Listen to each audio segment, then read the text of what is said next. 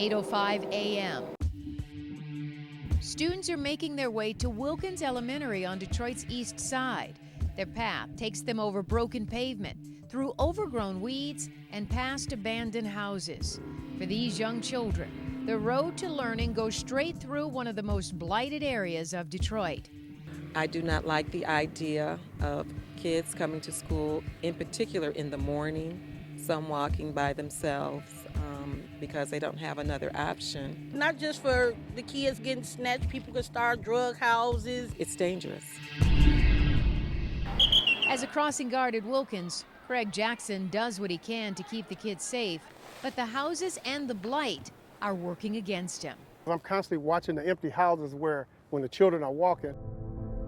Last school year, Craig was on duty when Wilkins students found a burning body as they walked to school. It was near an abandoned building. It was just laying there and it was still burning, you know? It was terrible. It was really terrible. The city has more than 60,000 homes that are abandoned or in disrepair. Mayor Dave Bing promised to demolish 10,000 of them during his 4-year term.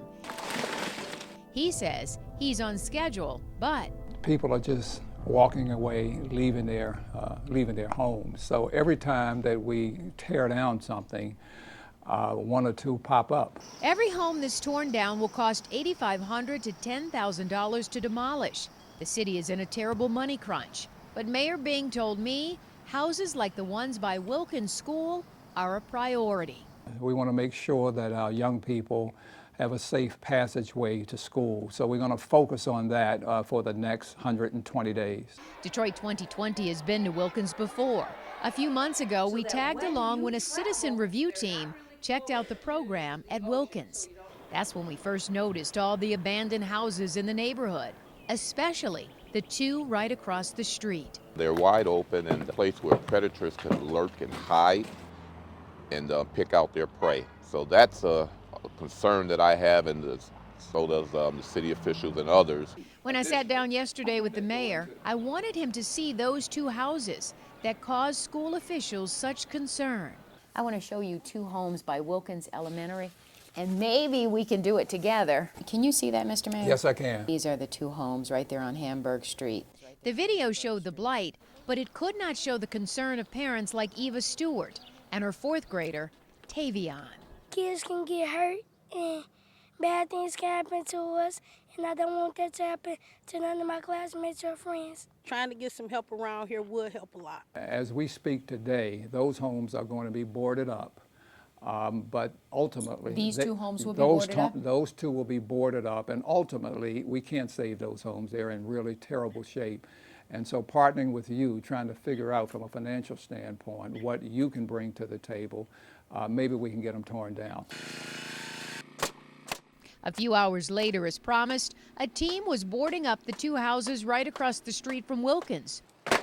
Boarding up the homes does not remove the blight, but it does remove some of the danger to the students. Thank you. Thank you very much. That we won't have to worry about danger and nothing to happen to my classmates and kids that go to Wilkins.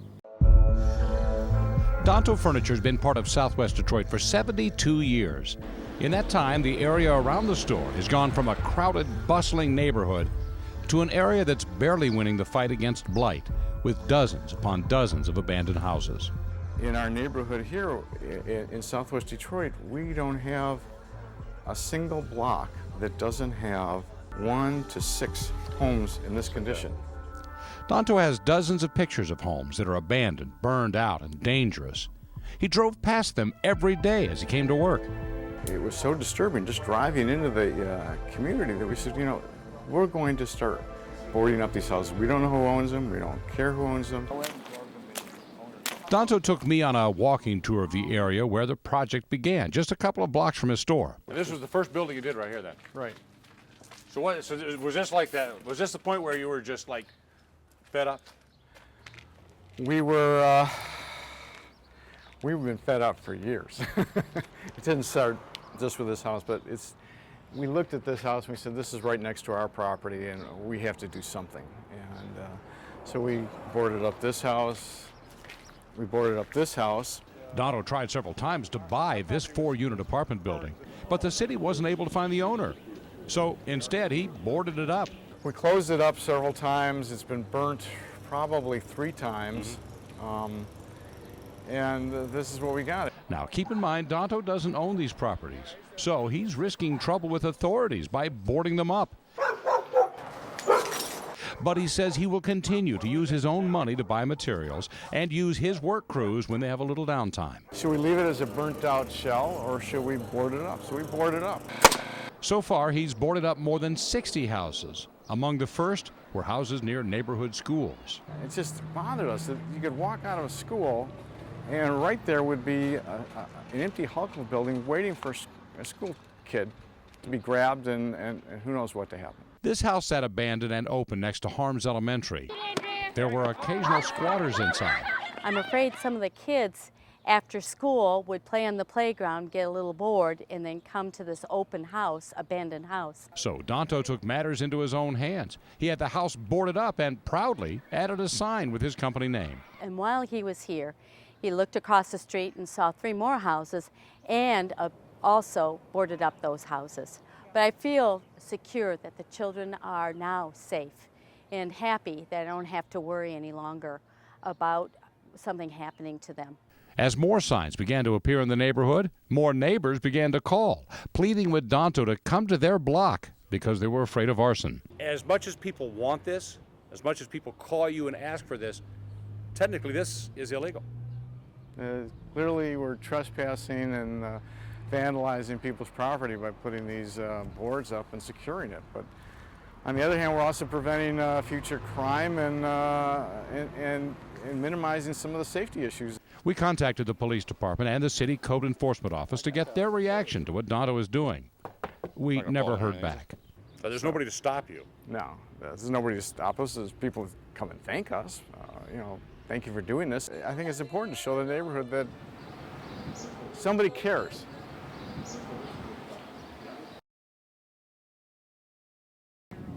This is Higgins Elementary School in southwest Detroit. Over the years, tens of thousands of young Detroiters have learned to read, spell, and dream in this building.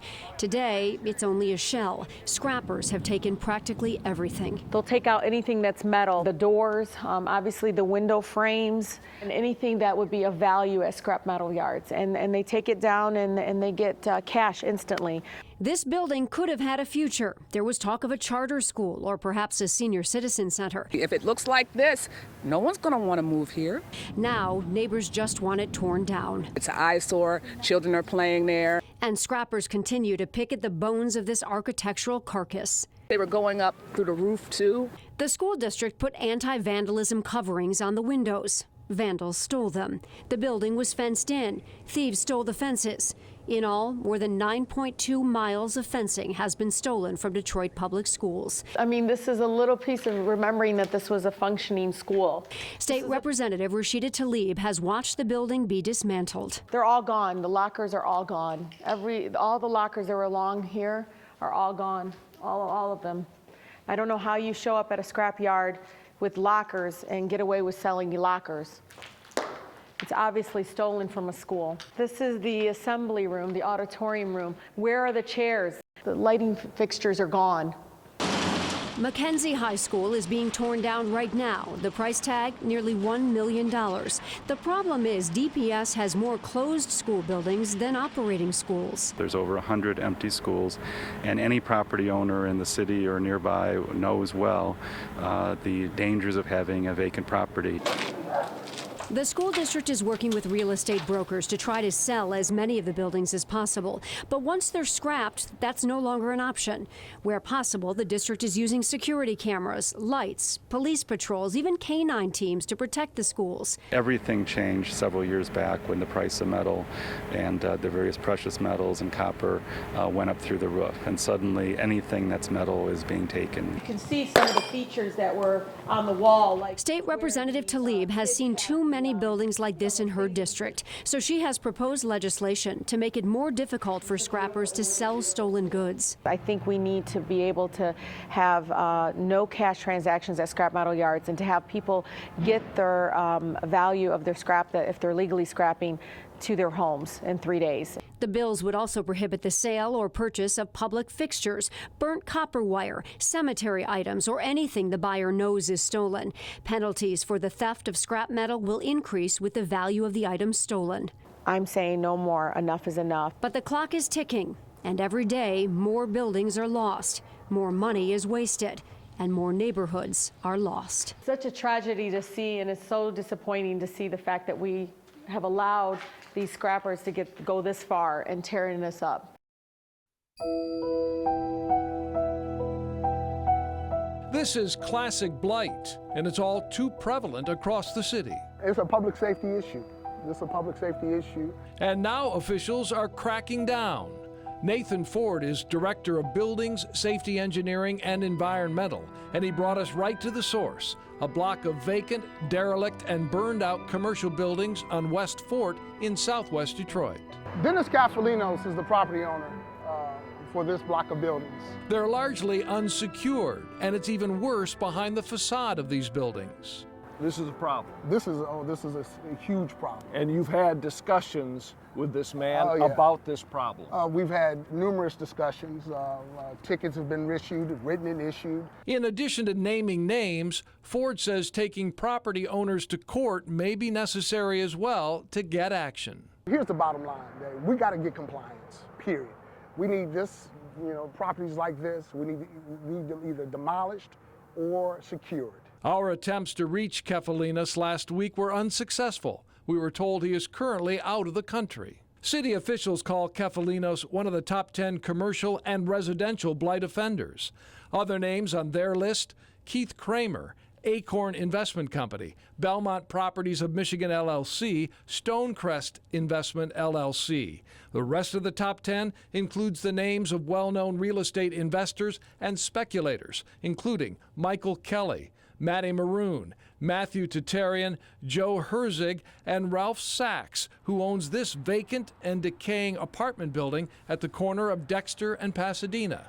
The city says he owes over $3,000 in tickets and fees for this building alone. We got to give Ralph the move on this. We're going to take whatever enforcement action that's necessary to see that that's done. Without specifically addressing this property or others owned by Sachs that are not in compliance, his attorney sent us this statement, which reads in part, "The city and others own the majority of the blighted buildings. Mr. Sachs has spent tens of thousands of dollars repairing his buildings. Surely Channel 7 can do better than this."